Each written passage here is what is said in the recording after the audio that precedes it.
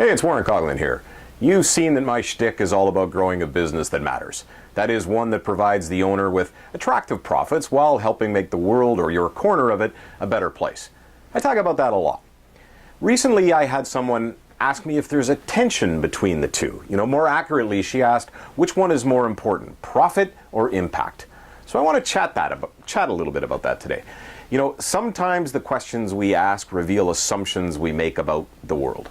It's not the first time I've been asked about this, and I kind of find it interesting how many people feel the two ideas are incompatible when in fact they're intimately connected, or at least should be.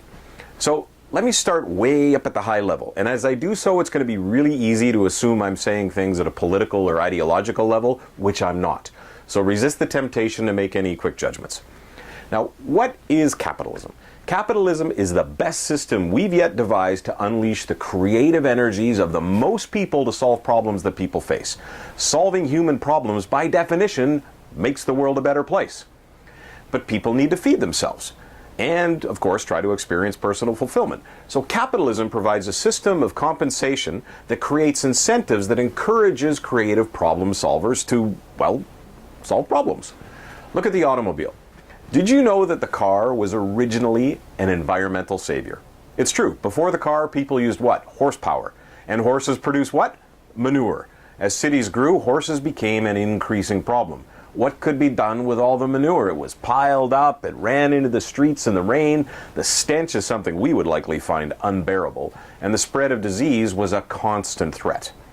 A meeting of municipal planners from around the world ended in despair as no one had a solution to the problem of the horse, until some entrepreneur came up with the idea and the technology for the horseless carriage. And within a short period of time, the problem that was unsolvable was solved. Since then, this savior of an environmental crisis has itself become a severe environmental threat. As a result, the spirit of innovation and problem solving is again being deployed to address this problem, although arguably belatedly. Now, one of the important elements of a free enterprise system is that it's supposed to be an exchange of value for value. So in theory, the bigger the problem you address, solve, or mitigate, the more value you've created, and therefore the more value you should receive. And this is why the conflict between profit and making a difference is more perceived than real. Now, nothing I've said should be taken as advocating any political or ideological stand. There are very interesting conversations and debates to be had about the proper mix of public, private, charitable, and civil society needed to address a whole array of problems. I'm only suggesting that private enterprise can play an important role. Having said that, the distinction or conflict between profit and principle does show up in a few areas of how that difference gets made. It's really easy to promote one's generosity or commitment to solving a problem as kind of a cheap substitute for justice. So if you dump chemicals into a river while making batteries for electric cars because it's cheaper to do so, then yeah, there's now a conflict between doing the right thing and making a profit. If you are running a business that helps deliver wellness services to corporations, but you pay so little that your people need other jobs to survive, or you work them so many hours they all burn out, or your hiring practices systematically exclude people of color, there is now a conflict between profit, your stated desire to have a positive impact, and the ethics of your practices.